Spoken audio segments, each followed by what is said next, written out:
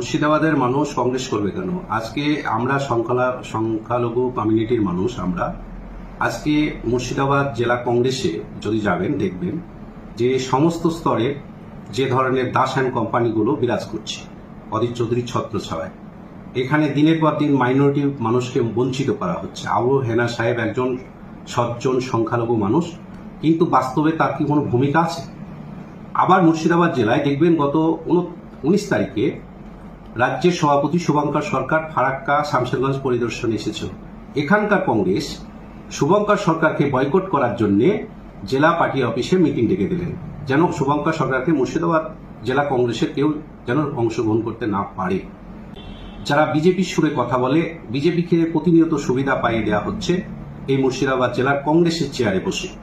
আমি এই জায়গায় দাঁড়িয়ে আমার পক্ষে কংগ্রেস পার্টি করা অত্যন্ত কষ্টদায়ক এবং কষ্টকর মনে করি না। আপনি চিন্তা করে দেখবেন যে রাহুল গান্ধী আজকে ভারতবর্ষে কংগ্রেস পার্টির সর্বোচ্চ নেতা।